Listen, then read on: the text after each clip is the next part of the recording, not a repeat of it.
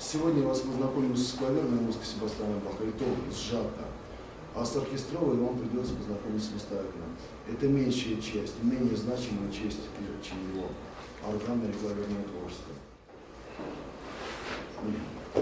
Итак, господа, клаверное творчество Иоганна Себастьяна Баха. Великая область творчества.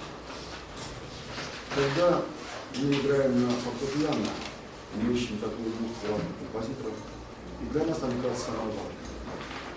Это естественно. Но для Себастьяна Баха она не была самой важной. Самое главное, это помните, жанр вокально-инструментальный. Их он более всего не писал. Эта музыка, может быть, вы знаете, третьей, четвертой по значимости после оркестровой. Но он создал много музыки, великой музыки, гениальной музыки. Есть композиторы, написавшие больше. Доменико Скарлатти написал около 600 сонат. Огромное количество. Да, если все сыграть по времени, это больше, чем написал Себастьян Бах. Но ценность музыки Себастьяна Баха выше.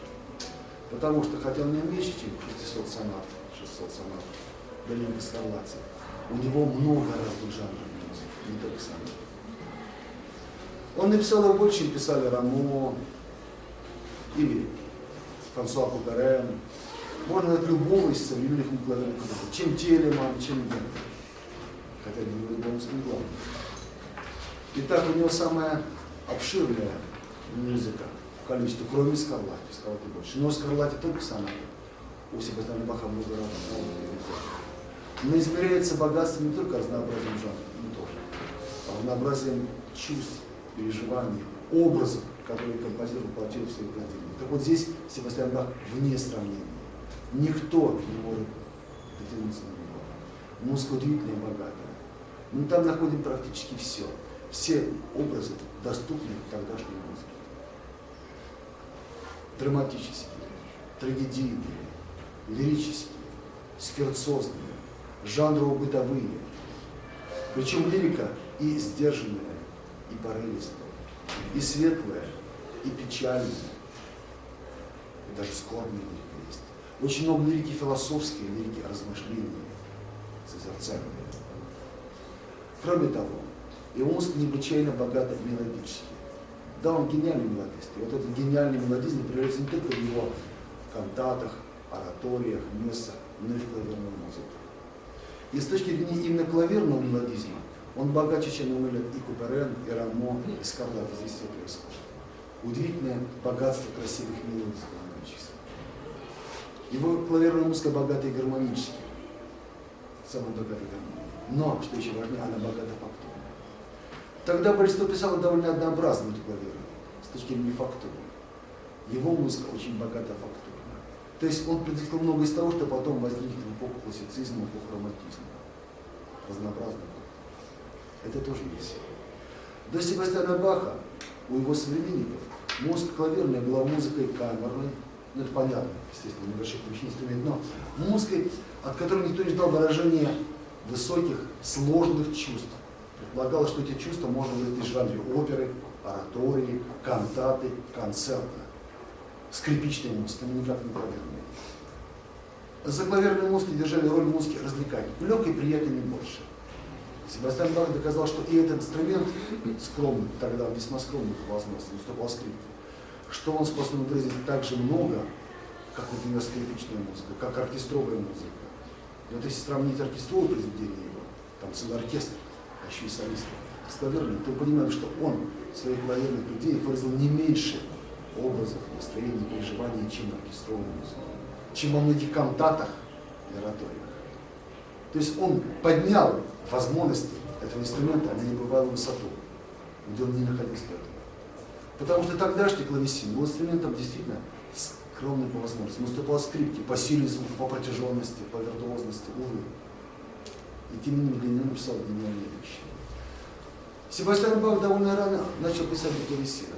Одно из ранних произведений датировано 1703 годом. Это знаменитое «Каприччо на отъезд возлюбленного брата». Кстати, приятная музыка. И писал это до конца жизни. Он еще и в Лейпциге писал много произведений для клавира. Но, конечно же, большую часть, и самую знаменитую часть он написал, проживая в славном городе Кётен, тот самый кёльнский период. То есть, получается, с 717 по 723 год, за какие-то 6 лет. Теперь, Себастьян Бах писал эту музыку, потому что любил инструмент, и был виртуозом, вы это знаете. Но были другие причины. Не забудьте, у него были ученики, он ведь преподавал довольно много. Во-вторых, девушки, юноши. Потому что у него были 3 сына, которых он обучал игре на этом инструменте, сделал их великим виртуозами в своей эпохи. Он и для них писал музыку. И для сыновей, и для дочерей. Юлия, я буду замечать не последний раз. Еще раз будет резинка, не буду допускать на занятия. Выплюньте и больше не ждите здесь никогда. Жду вас. Юлия, жду вас. Бросьте ее сюда. Нет, бросьте ее сюда. Чтобы не был соблазн. Опять все напротив. Или представили к слову. И выкрутите вообще.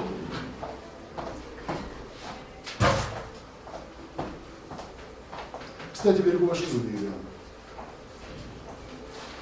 Врачи заявляют, что более 5 минут вредно для полости рта животузия. На всякий случай. Микрофлора уничтожается, полезная. Так вот. И многие произведения его не появились бы, не будь у него сыновей, для которых он писал, чтобы они научились, во-первых, как сочинять клавирную музыку, во-вторых, как играть. То есть он, по сути, сдавал для них педагогический репертуар и великий репертуар. Теперь, какие его заслуги в этой музыке? И до него писали и прелюдии, и фуги. Но писали понемножечку. Ни для кого из клавирных композиторов это не было главным жанром. Главный жанр сюиты клавирные. Вот что. Он сделал первым жанр прелюдии и фуги клавирные великим жанром. Он написал огромное количество клавирных прелюдий и фуг. Богатых, сложных. Таких клавирных, подчеркиваю, органных клавирных прелюдий и фуг ни у кого не было так много, как у него. Это самые великие образцы этого жанра. Он довел до совершенства клавирную фугу. Вот до него фуги клавирные мало интересно, прямо скажем. У него это шедевры. Одно удовольствие, пища для сердца и для ума. И безумно сложно, они до сих пор сложные. Вот почему, скажем, в школе мы все играем маленькие прелюдии фуги, лишь в училище мы прелюдии фуги хорошо теперь клавируем. До этого не было не сложно, не по зубам. Так, теперь. Ну а фуга, как вы знаете, жанр музыки полифонический.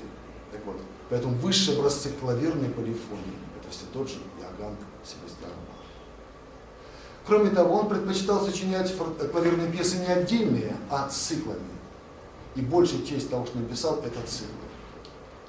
Все, что Себастьян Бах написал, все это играется. Это звучит со сцен. И очень многое используется для обучения молодых музыкантов. Все мы в школе играли инвенции, двух-трехголосные, играли маленькие мелодии фуги, для этого не были созданы.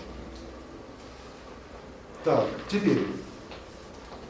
Себастьян Бах писал музыку виртуозную. Почему это подчеркиваю? Да потому что, если взять, опять же, клавирные произведения современников, за исключением сонат Доминика Скарлатти, тоже виртуозная. Остальная музыка приятная, красивая, но она могла быть сыграна любителем, даже. И тогда, и сегодня. Себастьян Бах писал такую музыку, которую любитель не сыграется. Она требует профессионализма, даже инвенции маленьких людей. А более сложные вещи тем более, они виртуозные. Он обогатил возможности клавесина, введя многие новые приемы, поэтому его музыка виртуозная.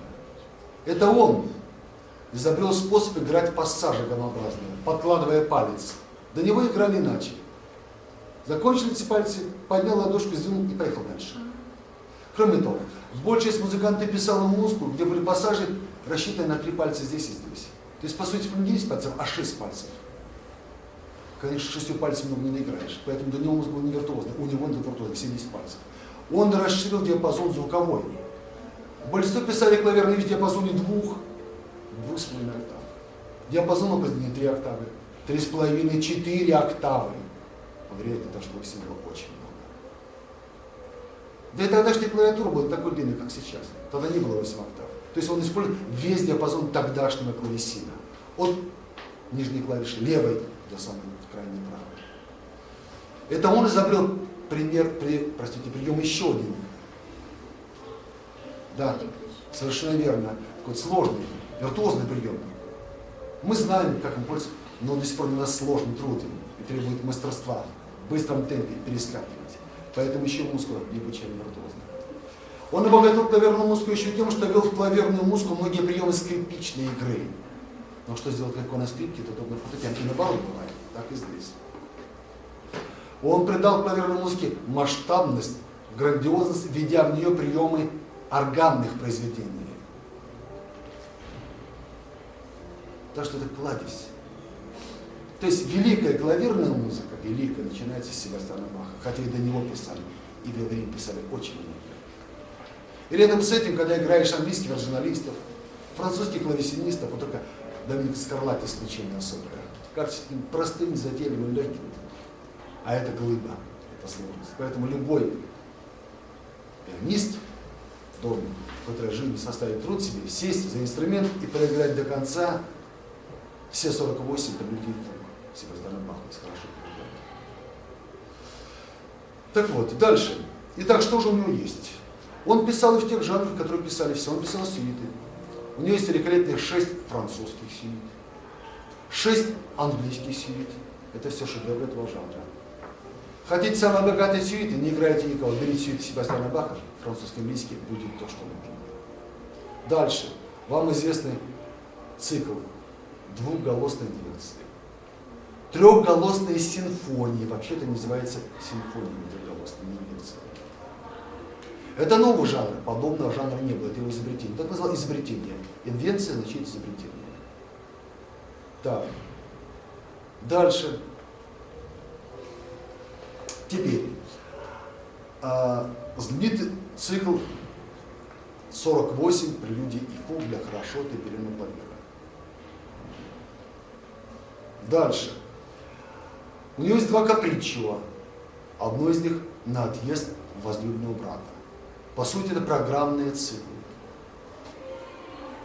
У него есть ряд великолепных фантазий, которые окажут потом огромное влияние на музыку Вольфганга Моцарта, клавирные фантазии. Дальше. 6 партит. Самые великие партиты в истории этого жанра. 7 клаверных токкат. 7 клаверных токкат. Так. Это тоже не все. Потом разного рода произведения, собранные в тетрадку. Нотная тетрадка Анны Магдалины Бах. Его сына, Вильгельма Фридемана, нотная тетрадка. Филиппа Эммануила, нотная тетрадка. Это была тетрадка, куда он вписывал сочинение произведений для обучения жены и сыновей.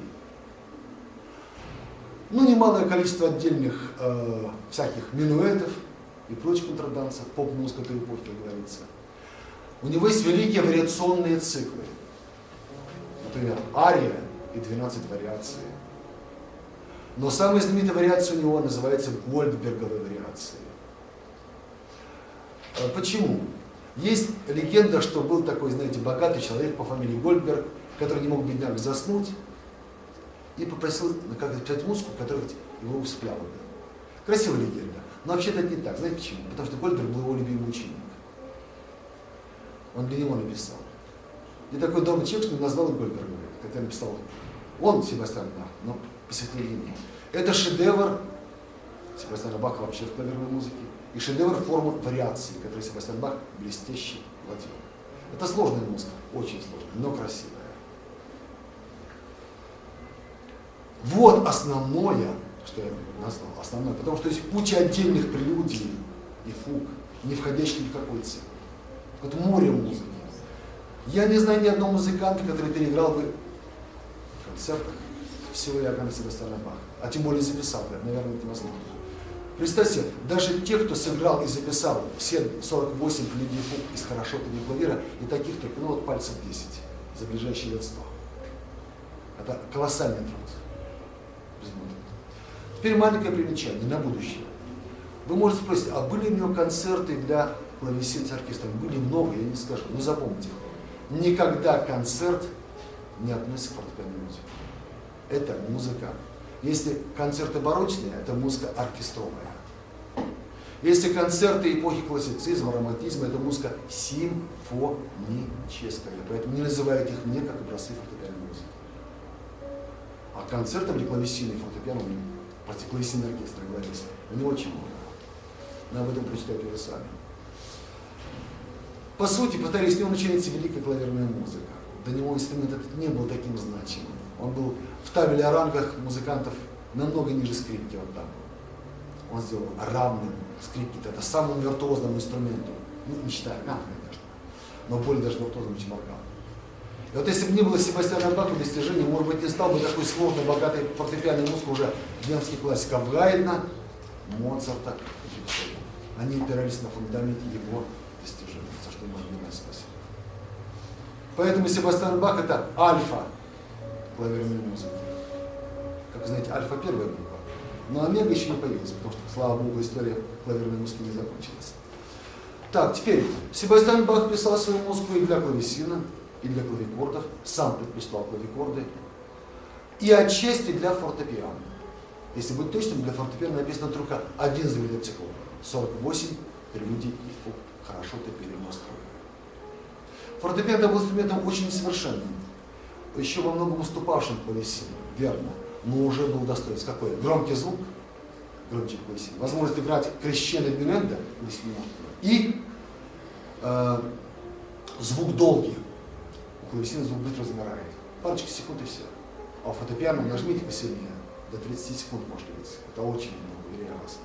Так вот, эти достоинства уже были тогда. И он, несмотря на несовершенство тогдашнего фортепиано, первым это понял, почувствовал и решил доказать правоту этого инструмента на будущее. И вот написал этот цикл, он доказал. Поэтому, вообще-то, в отличие от всех прочих его клаверных произведений, 48 прелюдий фуг рассчитаны именно на фортепиано. Я люблю его клаверную музыку, но не могу слушать в клавесинной версии его 48 прелюдий фуг. На фортепиано звучит, на клавесине не звучит. А вот остальное клавесинное как раз на фортепиано не звучит.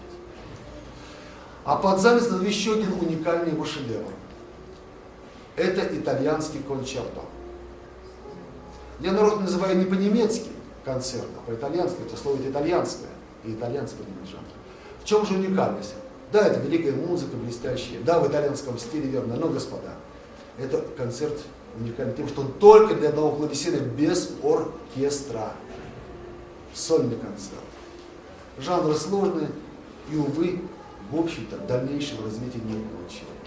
Ну вот напишет такой Роберт Шуман, и то потом его жена переделает его в концерт для фортепиано с оркестром. Потом будет еще в 20 веке у кого-то, сейчас даже не могу вспомнить. Слишком сложный жанр. Так, у вас в программе изучение следующих произведений. Это итальянского концерта, это хроматической фантазии и фуги, ре минор, у него несколько фантазий.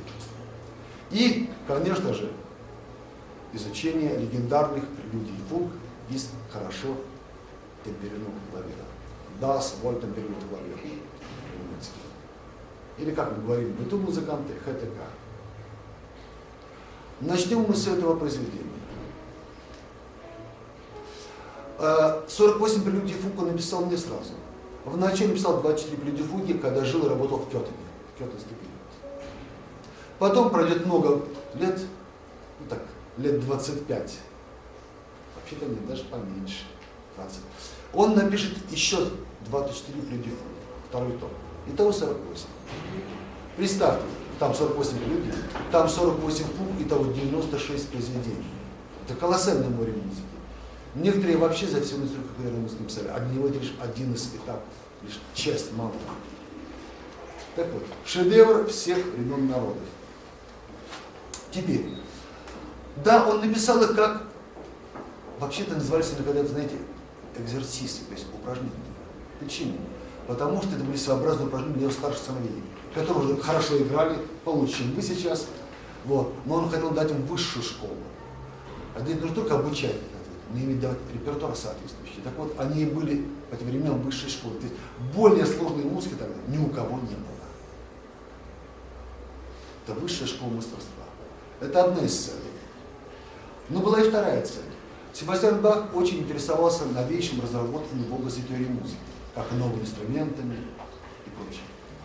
Его привлекла внимание разработка теории нового строя, замен Пифагорова и натурального. Этими разработками занимались многие ученые, один из них был немецкий ученый Йоганн Вертмайстер. Зачем разрабатывать новый строй? Был же старый. Использовали сотни лет. Использовали, верно, дамы и господа. Но у него был один недостаток. Вернее, не один, конечно. Дело вот в чем. Тот строй естественный. В нем правильно кварты, квинты. Но в том строе нельзя было играть во многих тональностях. В большинстве тональностей нельзя было играть. Раз. В том строе нельзя было модулировать. Два. И в том строе невозможно были гармонические замены. То бишь, мы не представили современной музыки. Без всех тональностей, без модуляции, без замен. Как же так? Так вот, натуральный строй этого не позволял. А Баху хотел расширить возможности музыкального искусства. Поэтому он, узнав о возможности этого строя, решил поддержать его. И понял очень просто. Он в расчете на инструменты настроен именно так, темперации, и написал свои 48 прелюдий. Темперация, господа, упрощенно говоря, строй, при котором в октаве не просто 12 звуков, их 12 и в натуральном строе, а между звуками одинаковое расстояние в полтона. Ровно, не больше и не меньше.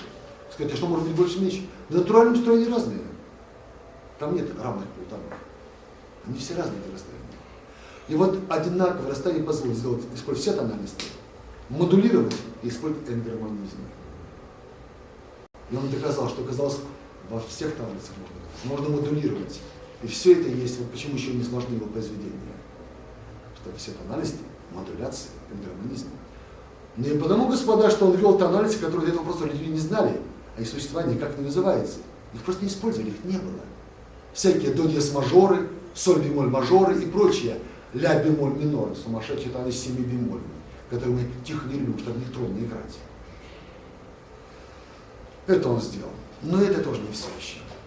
Создав этот цикл, он колоссально обогатил представление о клавирной прелюдии, о клавирной фуге.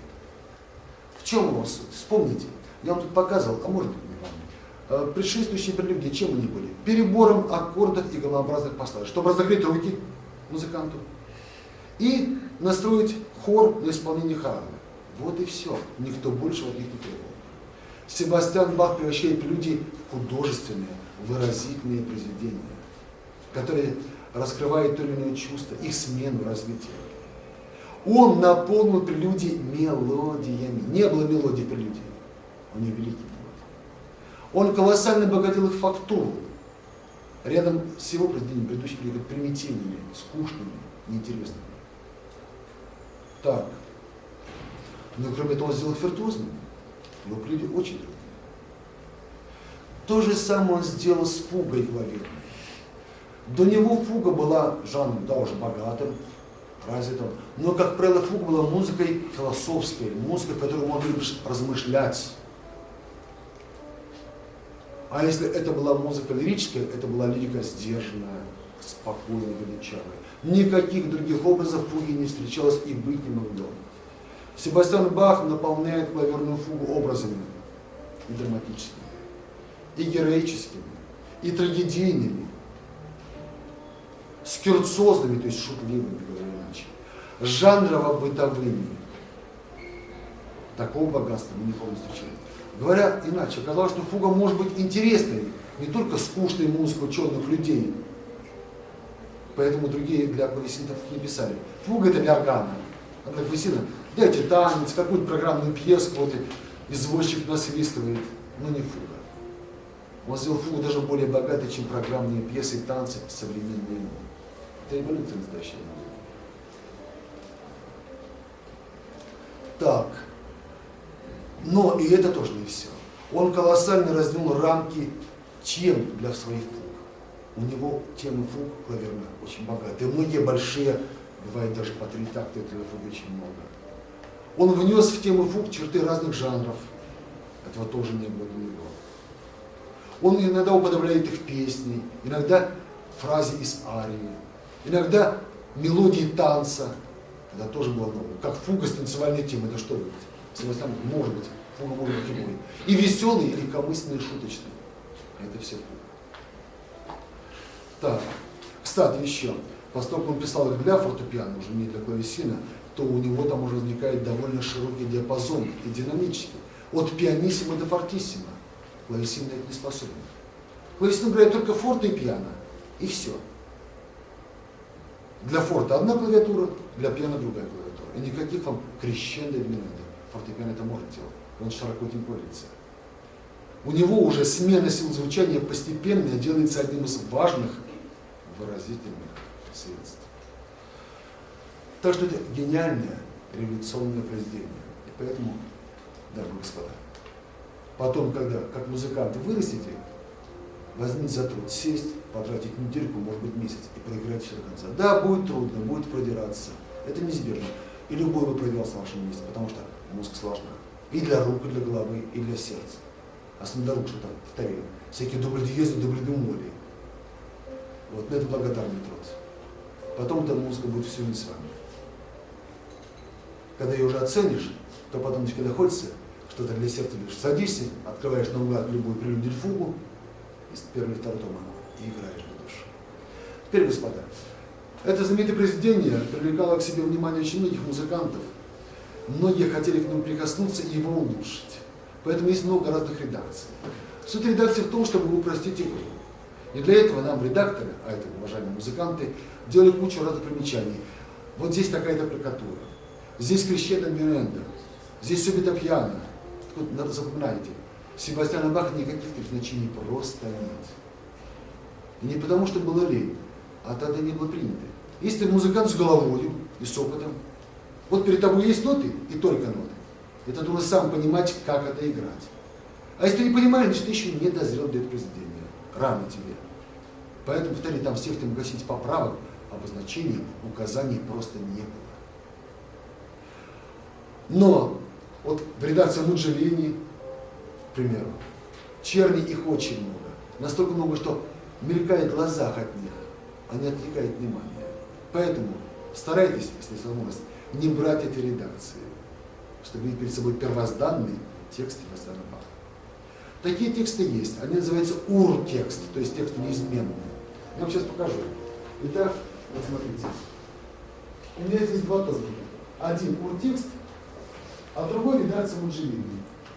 Когда я был студентом, у меня не было текста, я был вынужден, как и вы, играть по редакции Муджелини.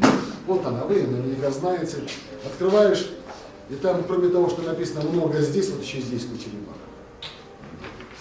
Потом я все-таки нашел хотя бы второй том ур-текст. Господи, простите, не только дослал, сейчас покажу. Вот. И с тех пор хотя бы из второго тома играют люди фуги только по ур-тексту. Вот. Так вот там, слава богу, ничего нет. Если найдете первый том, попробуйте. Но это еще не все. Мало того, что господа редакторы от себя очень много добавили. Потом пришла очередь других изменений. Некоторые, а за это брались великие музыканты, полагали, что это гениальная музыка. Но вот, а что если распорядить прелюдии фуги в другом порядке, не так, как у Себастьяна Баха? И сделали. Например, так делал Béla Bartok. В его редакции прелюдии фуги не так, как у Себастьяна Баха, по-другому. К нам приезжал уже 2 раза, был в прошлом году, блестящий пианист из Москвы Богданов. Не помню, может быть Игорь зовут, может быть Олег. Он играл, но не в этот раз, а в прошлый приезд, был года 3-4 назад. Играл тоже прелюдии из дискотека, сыграл 24 прелюдии фуги. Но не из первого тома. И не из второго. Он сыграл свою композицию, где составлены из разных томов 24 прелюдии, в своем порядке. Это любопытно. Но это не Себастьян Бах. Потому что Себастьян Бах расположил их следуя определенному правилу. А правило было простым. Он их написал 48. Почему? Потому что, господа, практически существует разных 24 тональности. Запомните, практически. Теоретически их 35. Раз что мы не упали. Не повредили плечо. Так вот, он написал для всех существующих практически 24 тональностей. А потом решил этот опыт повторить, дать новый взгляд на эти тональности. Но думал только в этом. Повторяю, до него никогда все, значит, никто не спорил. Спорили 6-8 тональностей, вот так вот. Он расположил прелюдии фуги так, чтобы показать достоинство температуры. Поэтому по хроматизму. До мажор, до минор. До диез мажор, до диез минор. Ре мажор, ре минор и так далее. По хроматизму. Вот порядок Баха. Те же, кто изменили его, они исходили вот из чего. Но мы и так знаем достоинство тональности. Мы их расположим по близости образно-эмоциональной, по сходству. Поэтому не переставлены. Это по-своему интересно, но, повторяю, Себастьян Бах этого не делал. Теперь, я сказал, тональности теоретически 35. Почему? Потому что есть энгармонизм возможный только в хорошо внутреннем строе. Поэтому, дамы и господа, каждый звук имеет 3 названия. А значит, каждая тональность может быть названа 3 способами. Кроме одной. Она может быть названа только 2 способами. Это ля бемоль соль диез. Кто не верит, попробуйте 3-е название найти. Получите нобелевскую премию музыки. Поэтому не существует, но какую премию найдется. Поэтому 12 звуков в октаве умножаем на 36. Минус 1 – 35. Теоретические тональности. Потому что энгармонизм. Но, как понимаете, никто не будет писать в до бемоль мажоре. Можно, конечно, 7 бемолей. Но проще все мажоре написать 5 диезов. Поэтому некоторые вообще не трогают. А некоторые энгармонически равно затронуты. Но чтобы не писать, ну представьте, написал прелюдию фугу в ми бемоль миноре. Потом еще прелюдию фугу в ре диез миноре. А реальность ведь те же самые. Поэтому поступал так. Прелюдия, например, в ми бемоль миноре, а фуга в ре диез миноре. Энгармонически равной ей тональности. Кстати, играть, конечно, очень трудно. Но божественная музыка. Так, теперь. Итак, это баховский порядок. Если его поймешь, мажорная тональность одноименная минорная. Полтона выше, мажорная, одноименная минорная. То потом легко высчитывать номер, зная тональность. И легко высчитывать тональность, зная номер. Приведу пример. Представьте, если у нас первое до мажор, значит все мажорные будут нечетными. Все минорные будут четными. Так, это первое, запомни. Второе, сдвиг на полтона. Значит, первое до мажор, второе до минор.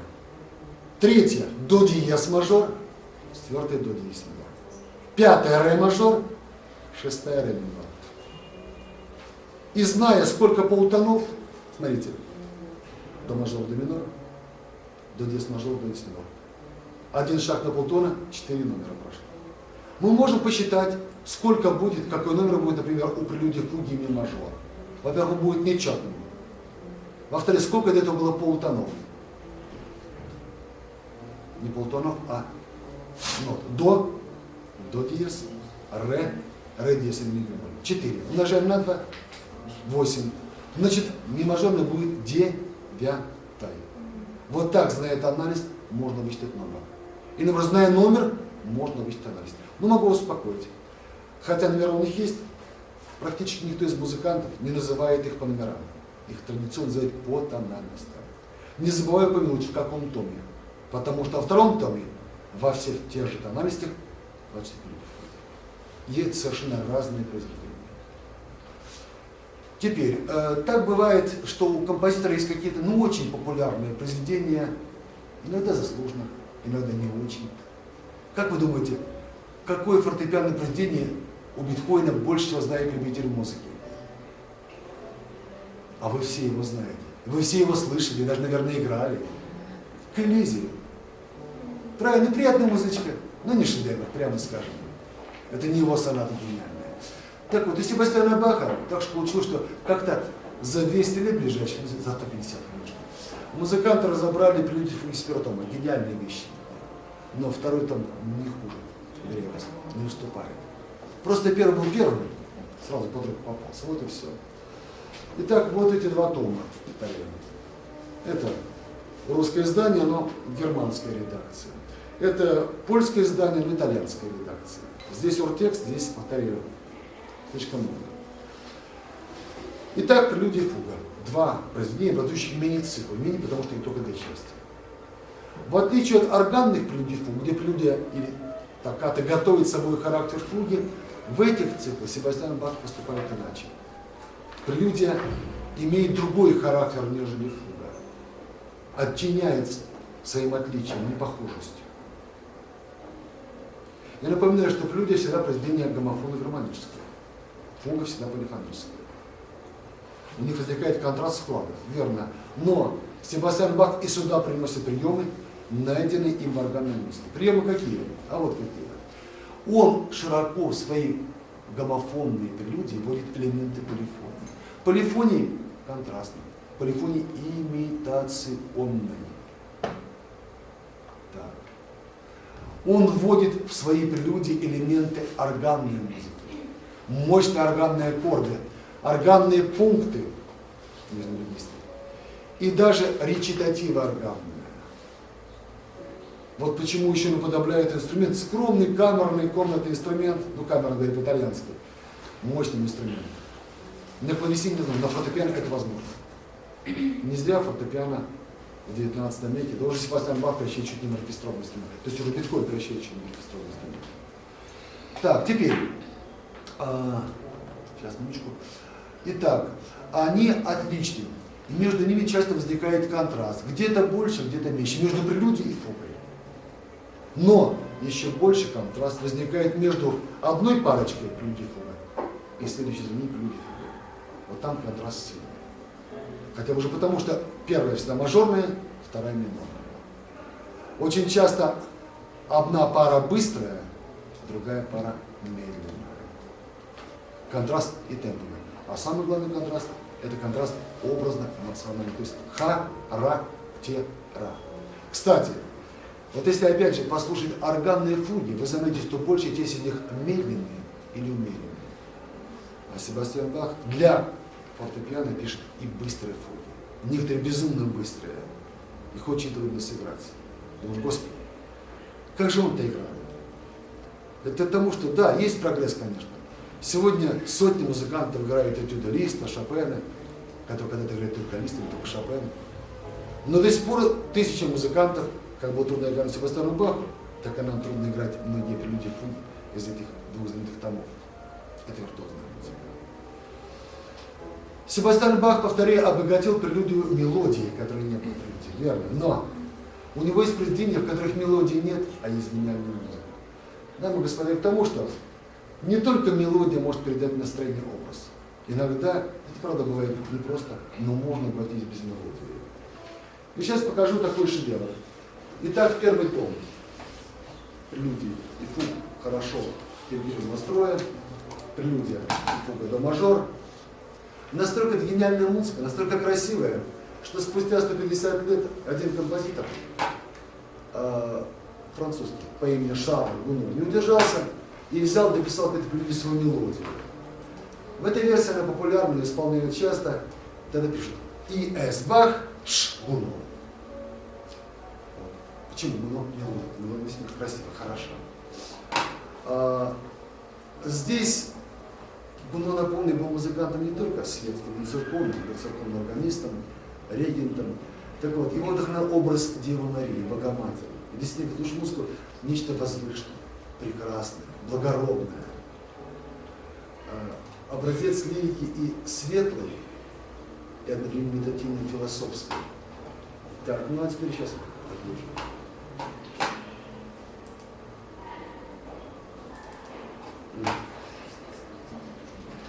Стоп. Итак,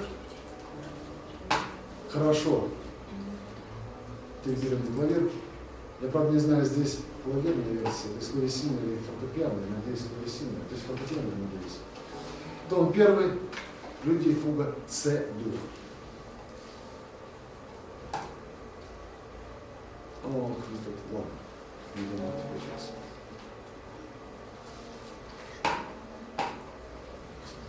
Загрузится, вроде не будет. Как-то долго. Ладно, сейчас попробуем. Он должен завис. Да что это на сегодня? Сейчас. Попрошу его еще раз.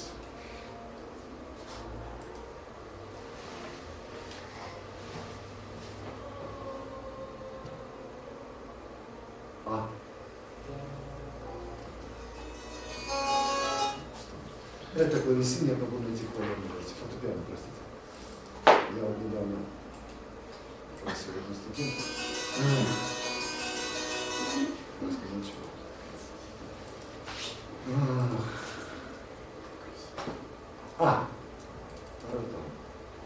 Ну, ладно, придется потерпеть клавесин. Нет, инструменты прекрасны. Просто эти произведения для фортепиано. Так вот, у нас есть существующие записи нашей библиотеки, записи клавесина. Но есть запись фортепианная. Только не всех 24 прелюдий из первого тома и всех сторон. А всего 24. Часть из первой, часть второго. Недавно одна ваша однокурсница, значит, их распределила по томам и должна была сдать медиатеку. Я почему-то не вижу. Ладно. Лучше уже сыграть, чем клавесин. Итак.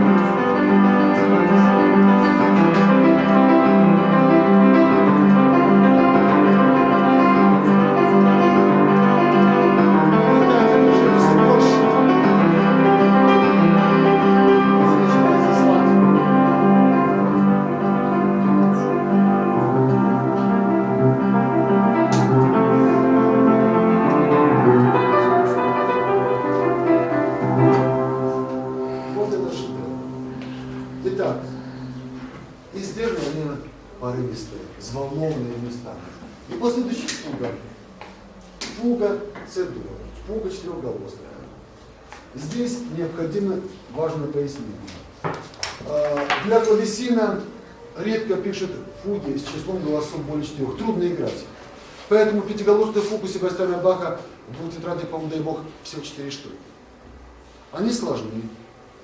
У них много голосов, 5, простите, быть точным, но они не самые интересные. И это гениальный полифонист Себастьяна Баха. Почему? Да потому что на клавесине, где есть музыкант один, у него только 10 пальцев, очень трудно сделать пятиголосную фугу. В хоре, да, в оркестре, да, при клавесине трудно. Поэтому львиная часть от 2 до 4 голосов. Ну и двуголосных, дай бог памяти, одна в первом томе, одна во втором. То есть подавляющее большинство, самое интересное, 3- и 4-голосных фуг. Чем больше голосов, тем труднее играть, естественно, это понятно. Органист Улеш, у него 2-3 мануала, педалище есть, здесь только одна клавиатура, труднее. Но это тоже не все. Себастьян Бах пишет не просто великие фуги, а фуги очень сложные, потому что в них, как правило, есть разработка, а далеко не в каждой фуге есть разработка, даже не в каждой органе. Разработка самая сложная. В них очень часто есть интермедии.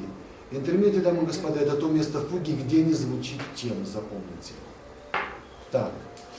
Кроме того, поскольку вы сейчас впервые будете изучать о фуге, я должен познакомиться с некоторыми важными понятиями, чтобы вы правильно употребляли профессиональные термины, говоря о музыке Себастьяна Баха, говоря вообще о фуге. Итак, когда при евреи появляется тема, это тема. Почему? Потому что в главной тональности. Когда начитанность доминанты, она не называется тема, она называется ответ. Запомните. Тема в тональности доминанции называется слово ответ. Только ответ. И вы как профессионал должны отличить. Вот эта тема, это ответ, тема, ответ. Так все просто. У Муджелини все просто, сами буковки обозначены. Верно. Но Муджелини и тема, и ответом здесь буквой Т только. Он ответ не выделяет, поэтому придется думать, где же там ответ среди этих тем. Второе. У Себастьяна Баха очень красивые и сложные противосложения. Что это такое? Объясняю. Вот прозвучала тема. Вот вступает дальше ответ. Когда звучит ответ, первый голос тоже что-то играет. Вот это и будет противосложением. То, что звучит одновременно с ответом. И бывает он еще ярче, чем сама тема. У Себастьяна Баха очень много интермедий. Например, интермедии — это те места фуги, где не звучит тема. Это тоже не все. Есть еще одна сложность, которая доступна немногим музыкантам. Немногие владеют и будут владеть мастерски. Иногда в фугах встречаются стретты. Теперь объясняю, что это такое. Стретта – это быстрое, сжатое проведение тем во всех голосах. Что значит быстрое и сжатое? Что это? Темп быстрее, что ли? Нет, господа, темп тот же самый. Поясняю. Представьте, вы играете трехголосную фугу. Тема длится 2 такта. Значит, 2 такта ушло на тему. Вступает второй голос, он тоже 2 такта играет тему. Итого 4 такта. Вступает третий голос, он тоже 2 такта играет тему, итого 6 тактов. Вот нормальное время для показа темы, 6 тактов. Кстати, когда тема, запомните, это то же самое, прозвучала во всех голосах, тогда экспозиция, то есть показ темы, считается законченной. Говоря иначе, экспозиция в фуге – это проведение темы во всех голосах. В 3 или в 4 или в 2, сколько их там есть. Так вот, теперь вернемся к стрете. Я сказал, что при нормальных условиях во всех голосах тема столько или сколько звучала в первый раз в теме, собственно. 2 такта или 1,5 или так. А теперь представьте стрету. Что там получается? А получается то, что вместо 6 тактов стрету можно занять 4 такта, 3 такта и даже 2 такта. Как же это возможно? А все просто. Представьте, мы с вами беседуем. Мы на собеседовании. Вот пришли наниматься на работу, принесли свое резюме, с вами беседуете. Побеседовали, прощались, вы вышли. Заходит другой человек, и так по очереди, все правильно. Теперь представим, осталось 10 минут вашего работодателя, а там 5 претендентов. Что он делает? Он зовет всех, и все сразу начинают говорить. Только один начал, второй вступает, только второй вступил, третий вступает. Вот это будет стретта. В нормальных условиях тема начинается, и пока не закончилась, остальные голоса молчат, не вступают. В стрете только начал один голос, вскоре вступает второй, после вскоре третий, 4 и так далее. Поэтому она умещается, кстати, не за 6, не в 6 тактов, а в 4, в 3, даже в 2 такта умещается. Вот так может быть. Ну и что скажете вы? Во-первых, сложно написать. Очень сложно для вас. Но самое-то главное, это иммунский стоит тот же эффект, что в жизни. Представьте, кто-то заглянет сюда в кабинет. Сейчас вы ее молчите. Теперь представьте, он заходит, все говорят одновременно. Здесь что-то ненормальное. В нормальной жизни люди не могут так говорить. Это происходит возбуждение, когда злятся, ругаются, ссорятся, спорят. То есть аномальная, экстремальная ситуация. Так вот, когда в музыке используют стрету полифоническое, это вызывает ощущение напряжения, волнения, хаоса, беспорядка, конфликта. И вот он мастерски использует стрету, у него было их очень много и очень сложных. Такие, думаю, тогда были не подвластны вообще никому. То есть в полифонической, в клавирной полифонии он на колоссальной вершине, недостигаемый. А вот теперь, когда вы услышали это, вам будет легче понять фугу, цедур из первого тома. Первую фугу из этого цикла, вообще первую баховскую клавирную фугу, которую мы разбираем. Итак, тема. Тема сдержанная, спокойная, философская лирика, твердая, мужественная.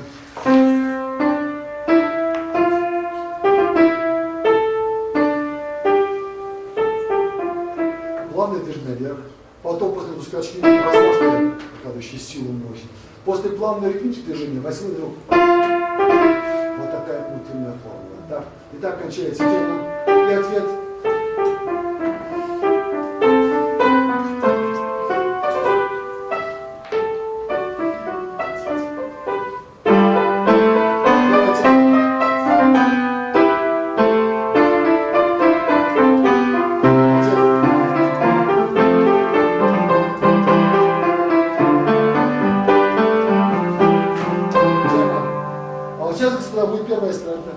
Тема длилась здесь 1,5 такта, кто забыл.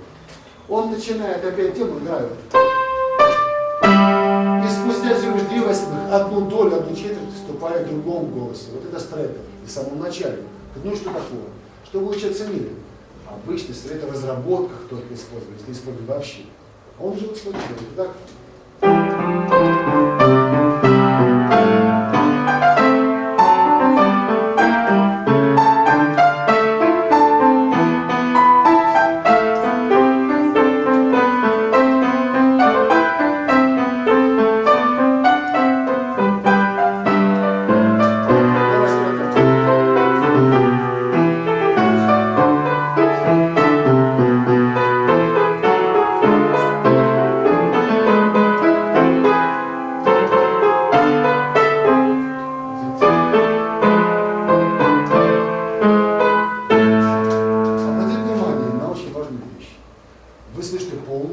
Совершенно стаканец. Верно. Не в до мажоре, в другой там месте. Там слева. Правильно. И что из этого? А вот что. Когда начинаем мы впервые разучивать фугу, то мы становимся такой словностью. Господи, я остановился, что делать дальше? И начинаем сначала. Потому что не знаем, где остановиться можно. Формально, да, фуги негде остановиться. Она, как любое политическое, текучая. И приходится начинать сначала. Но вообще-то в фуге есть два места, кроме начала и конца, где можно и должен остановиться. Это грани. Первая каденция кончается экспозиция, как я закончил. Второй кончается разработка. Так вот это опорные точки. Это стенки, это дверцы, отделяющие одно помещение от другого. Поэтому разработка, вот ближайшая каденция, конец экспозиции. Всегда будет полный совершенно конец, когда одновременно все голоса завершаются движением. На секунду приостанавливаются. А потом начинается разработка.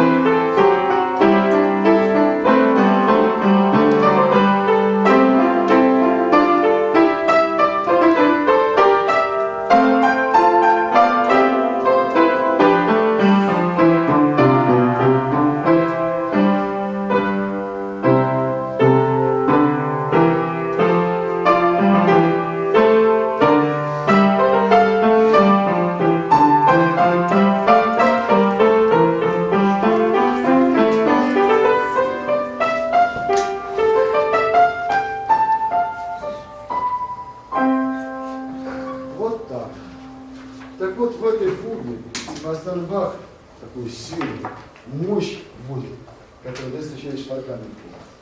После этой до мажора звучит тоже знаменитая, достойно до минорная мелодия. Кстати, сейчас я вам покажу, естественно, но вначале вот что. Удивительное разнообразие. Всегда, когда композитор пишет какой-то цикл, хочет или не хочет, чтобы не быть однообразным, скучным, не наедать себе и слушателям, он наполняет его всеми теми образами, чувствами, переживаниями, которые вообще характерны для его творчества. Поэтому всякий цикл, запомните, на удочку, господа, это непременно панорама, обзор всех образов, что характерно для этого композитора. Проиграйте любой цикл, прелюдии Шопена, песни Густава Мендельсона и так далее, это будет везде работать. Так и здесь. И вот мы видим, насколько богат душевный мир Себастьяна Баха, насколько много чувств, переживаний его волнует и воплощает здесь. Поэтому здесь, например, есть такие веселые зорные прелюдии, фуги, вроде ля бемоль мажор или фа мажор. Есть прелюдии и фуги со скорбной лирикой, вроде соль минор. Причем очень часто, как вы слышите, могут быть разных характеров прелюдий фуги. Ну, скажем, прелюдия соль минор, вот это скорбная лирика, а фуга соль минор – это мужественно-драматичная музыка.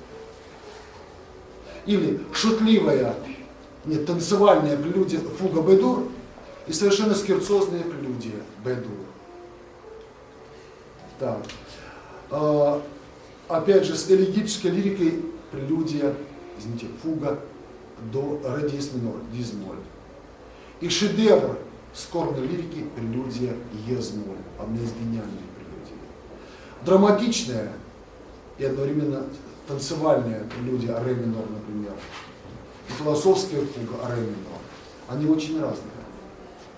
В первом томе есть два шедевра скорбной лирики, которые сближают произведение для этого камерного скромного инструмента для клавесина с его великими страстями, с его мессой и с его кантатами.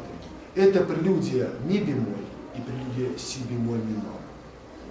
Не просто сближает, а Себастьян Бах в этих произведениях использует те же приемы фактурные, ритмические, полифонические, гармонические, что в страстях по Матфею и высокой мессе. Приемы, которые никто клавиатурно не использует. А теперь прелюдия фуга до минор. Это произведение очень виртуозное, безумно быстрое, от которого очень стоит руки. Во-первых, это воплощение движения напористого, целеустремленного, наидраматичного, порывистого, возбужденная лирика. Во-вторых, с современной точки зрения мы назвали бы это этюдом. В-третьих, это построено на принципе токкатности, частого повтора одного звука. В-четвертых, она маленькая, но в ней есть экспозиция, в ней есть мощная кульминация. Раз. Два. В эту скромную, а звучит она секунд 50, по-моему, в эту скромную прием успевают ввести органные приемы. Это органный пункт в нижнем регистре. Это речитативные мелодии, это имитационная полифония в жанре прелюдии. И в конце еще всей прелюдии еще одна будет кода, когда музыка замирает, останавливается, и возникает речитативный монолог, размышления. То есть удивительным образом в одном произведении музыка движения, действия и музыка размышления напряженного. Теперь послушайте. Я качество сейчас не гарантирую, потому что играю гороскоп. Вот их нужно учить и держать постоянно.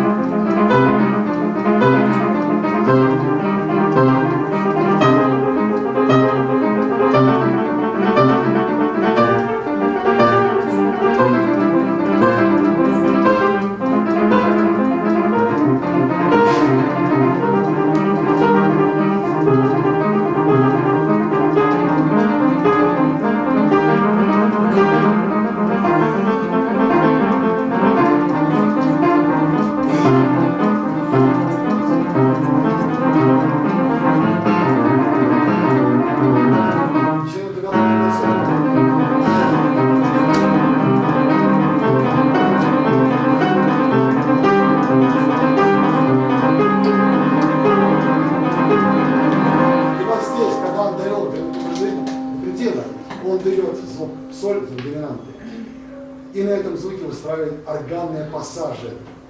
Да,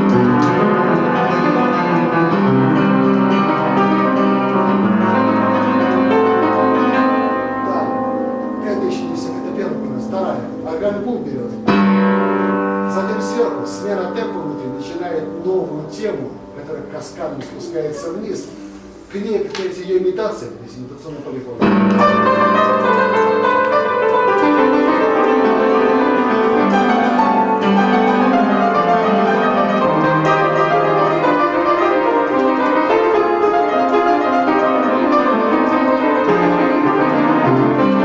Можем тонику, и все, остановка, движение прерывается, которое длилось целую минуту. И спокойно, печально, мрачно, неторопливо, скромное размышление. Органные речитативные.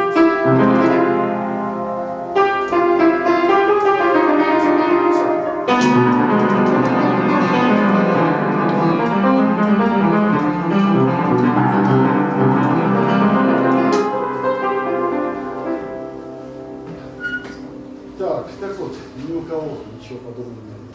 Вот после этого фуга тоже крайне любопытна. Она одновременно и грустная, и веселая, и следовательно. Во-первых, она танцевальная, все, что танцевальное по ритму тела. Та-да-дам, там-там, та-да-дам, танцевальный. Во-вторых, каждый звук берется кратко, разорвано, стаккато, чтобы такое шутливый характер. И вместе обладает печальное, тревожное, озабоченное. Яркая фуга, виртуозная, я сыграю кусочек. Все хорошо играется в вокруг. Просто напомню. Здесь очень богатые, яркие интермедии полифонические. Итак.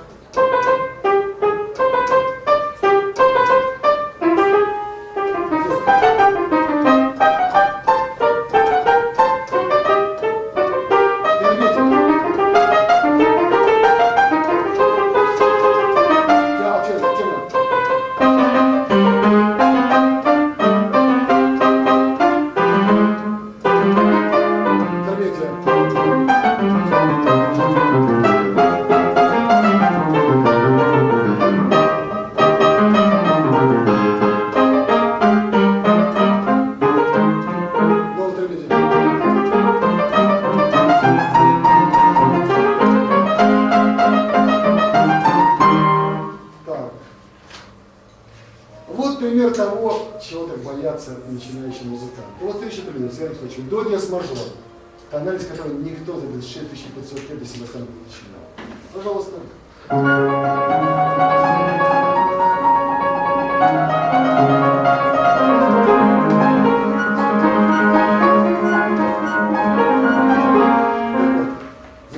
Легкая, нежная, воздушная, управляющая музыка, сохнанная из паутины. Вот такая светлая, восторженная лирика. И вот фуга отсюда.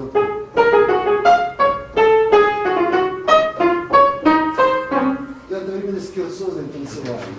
Так. Естественно, все показать не смогу. Вот другая фуга до диез минор. Знаменита тем, что в этой фуге всего 4 звука в диапазоне кварты. До диез, си диез, ми, ре диез.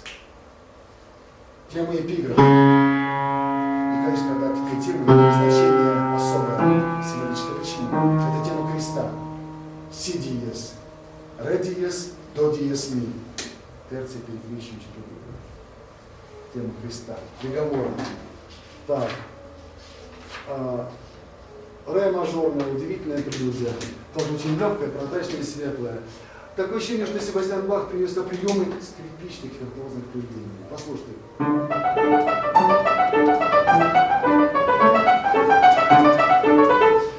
Сходящая скрипка, здесь отдельно туистые звуки, которые в ансамбле обычно играют там виола да гамба или виолончель, или клавесинчик под скрипочкой. Совершенно самолюбивый. То есть, повторяю, он переносит клавирные произведения, приемы из других жанров. Но и здесь, в конце, что возникает? Возникает типичная органная каденция. Так, органный пункт.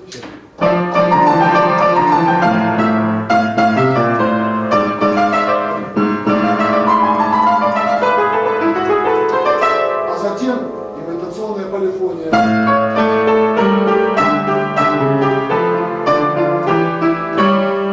Опять мы ждем аккорда тонкий. Нет, Себастьян Бах расширяет. И опять органные частоты размышления.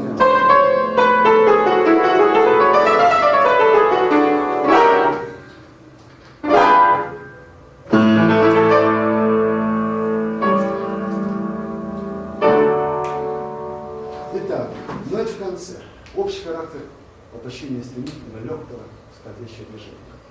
Адвенты шутливо, скерцовые. А после этого фуга неожиданно, по контрасту полный. Героическая музыка, торжественная, приподнятая, победная музыка. Ну, прям кусок из Самсона Генделя. Пунктин ритм, тирата, вот это. Тирата, конечно. Скачок решительный. Победный ритм. Итак, ромажорная фуга.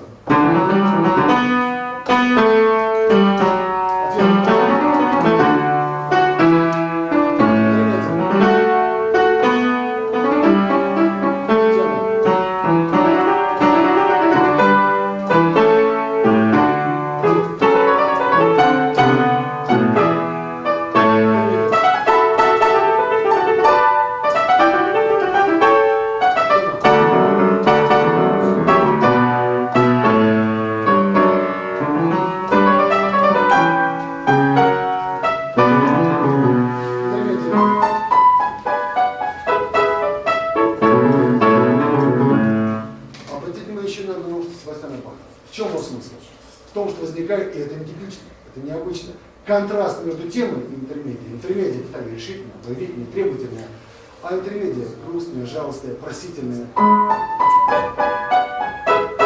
ласковая, мечтательная.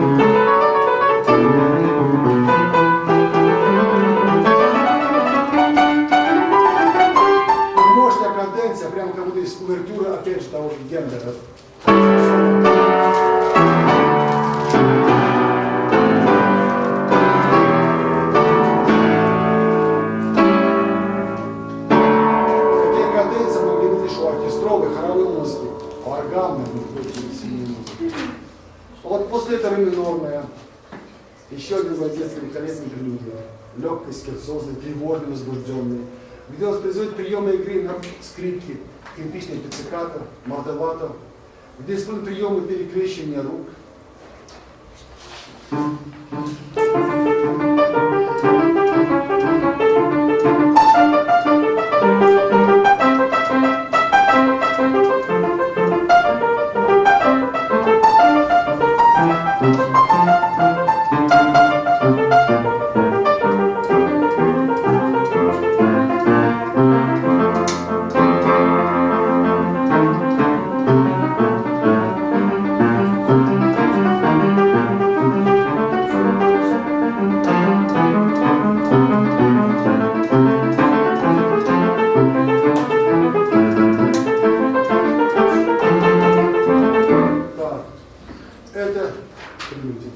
И вот после этого философская, серьезная, возвышенная, полная печальная религия.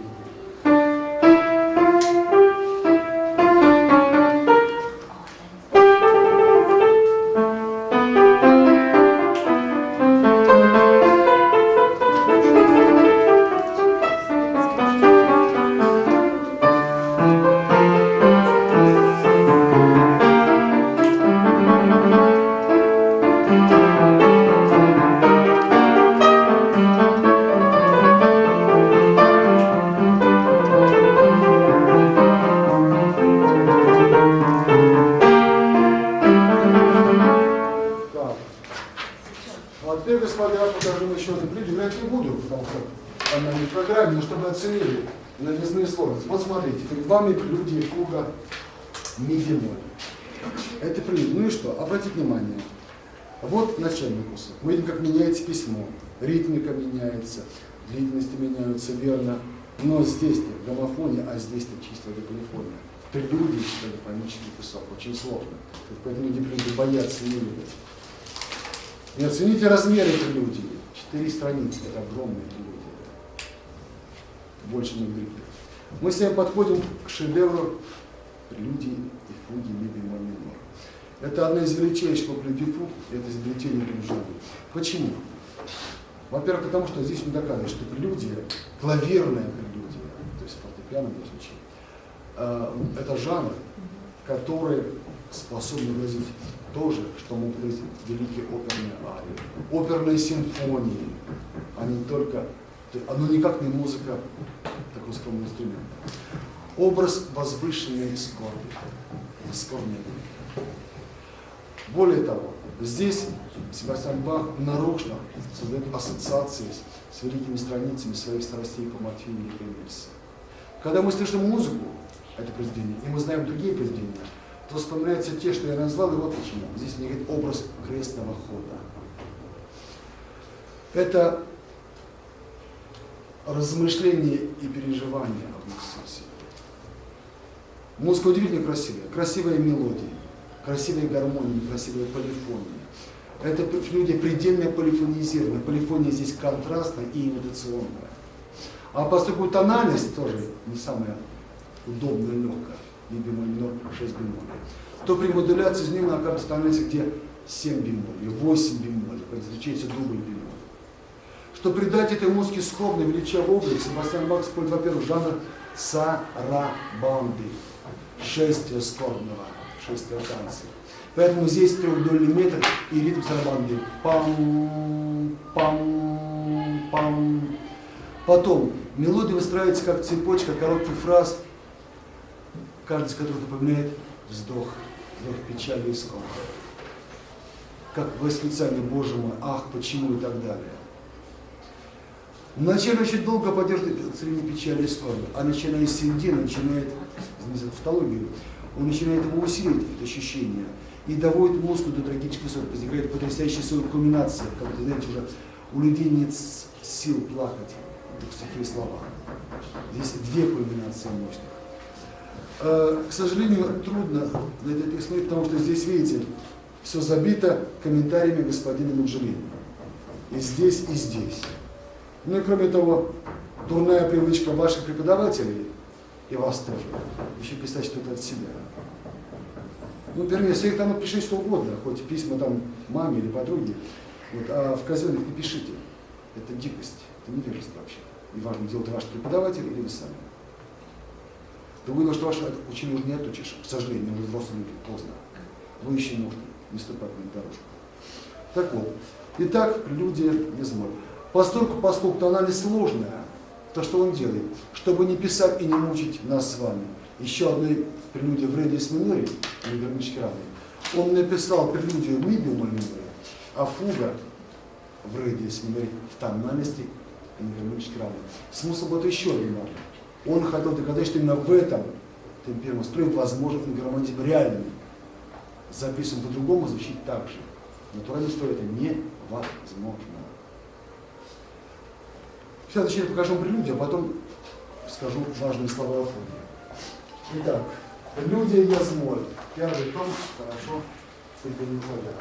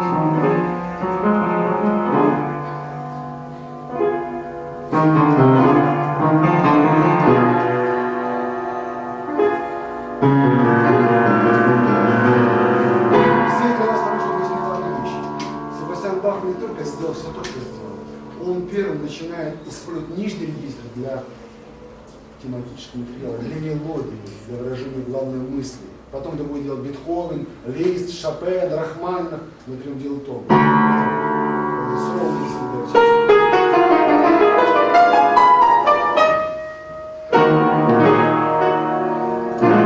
опять он идет в прибежище остановки покоя.